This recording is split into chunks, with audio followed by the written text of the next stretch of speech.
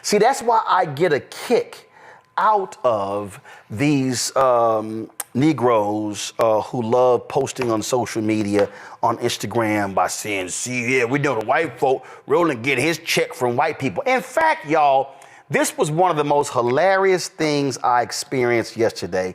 I literally had this fool on somebody's Instagram page. He actually said, Roland Martin, he ain't never got a check from a black man. I started laughing because my first check, technically he's correct, it came from a black woman, was my grandmother, catering business. She owned it. I worked in the business 23 years. Then I thought about the first paid media job I had. Oh, technically he was correct because that was a black woman too, Sonseria Messiah Giles at the Houston Defender.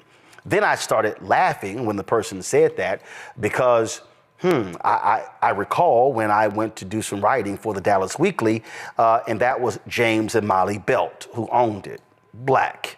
And then I became managing editor, a writer, then managing editor of the Dallas Weekly.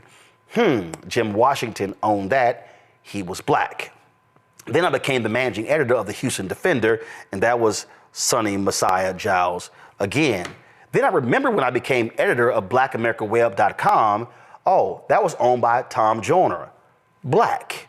And then all of a sudden, Tom Joyner owned Reach Media. So not only did he own the parent company, he owned the website.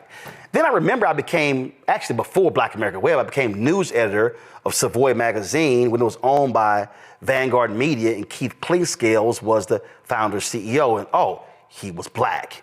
And then later, I remember in 2000, I was working on an election special for Major Broadcasting Cable Network. Oh, that was the black-owned cable network. That was Willie Gary and Cecil Field and Evander Holyfield and Marlon Jackson, Alvin Brown, and others. And then I remember after that, I was doing some work. Oh, that's right. I actually got the show on TV One, and that's owned by Alfred Liggins, Kathy Hughes, black-owned company. Then Washington Watch came along. Then News One Now came along. And oh, while that was happening, I then began to do some writing and editing for Essence Magazine when it was black-owned. Then, oh, I remember I was also doing some writing and editing for Ebony Magazine when Lyndon Johnson Rice actually owned it. Then, oh my goodness. And then after that, then of course, additional work at TV One. Oh, and then when I was in Chicago, that's right, I was the managing editor and general manager of the Chicago Defender when it was owned by a group of black billionaires out of Detroit. And then while I was in Chicago,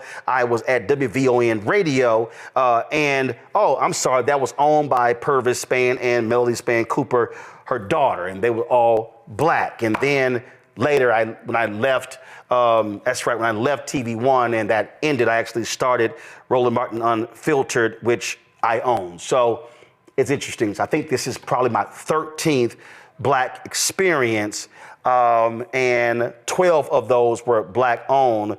One was black targeted. So I got checks from all those black people. And for the person who then said, I've never been paid by a black man, considering I own this, that means once a month I get a check from said black man.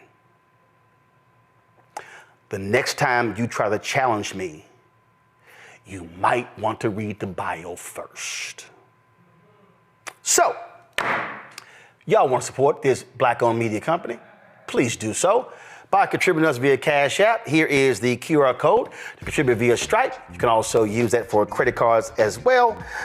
And then if you want to do a check or money order, please make the check and money order out to Roland Martin Unfiltered, P.O. Box 57196, Washington, D.C., 20037-0196. PayPal is R Martin Unfiltered. Venmo is RM Unfiltered. Zelle, Roland at RolandSMartin.com. Roland at RolandMartinUnfiltered.com. Download the Black Start Network app, Apple phone, Android phone, Apple TV, Android TV, Roku, Amazon Fire TV, Xbox One, Samsung Smart TV. Of course, if you want to get my book, White Fear, How the Brownie of America is making white folks lose their minds. Available bookstores nationwide. Get the audio version on Audible.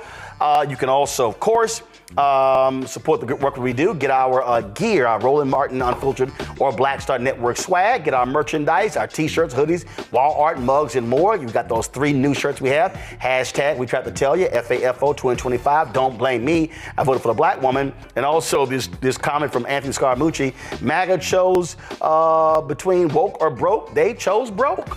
So get one of those t-shirts. QR code is there as well.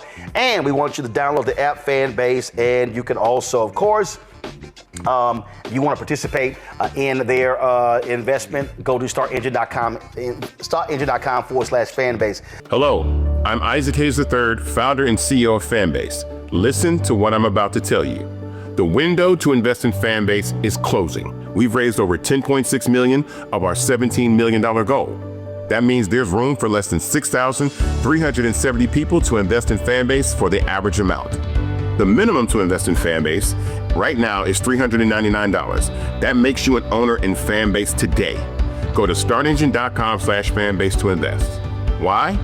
Because current social apps have taken advantage of users for far too long, with content suppression, shadow banning, harmful racist content, and no real tools for monetization and equity. Fanbase has over 1.4 million users and counting, allowing anyone to reach all their following and monetize their content from day one. Social media is the new TV, and whoever owns the apps that distribute that content have the opportunity to own potential billion-dollar companies. While big platforms with uncertain futures are failing to serve their users, Fanbase is stepping up to fill the gap. Don't wait until it's too late. Invest now, invest for yourself and your future. Go to startengine.com/fanbase and own the next generation of social media.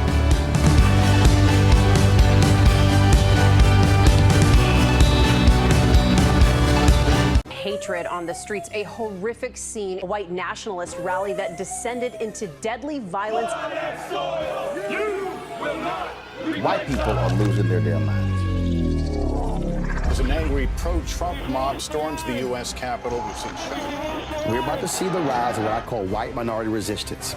We have seen white folks in this country who simply cannot tolerate black folks voting. I think what we're seeing is the inevitable result of violent denial. This is part of American history. Every time that people of color have made progress, whether real or symbolic, there has been what Carol Anderson at Emory University calls white rage as a backlash. This is the rise of the Proud Boys and the Boogaloo Boys. America, there's going to be more of this. Here's all the Proud Boys, guys. This country is getting increasingly racist in its behaviors and its attitudes because of the fear of white people. The fear that they're taking our jobs, they're taking our resources, they're taking our women. This is white fear.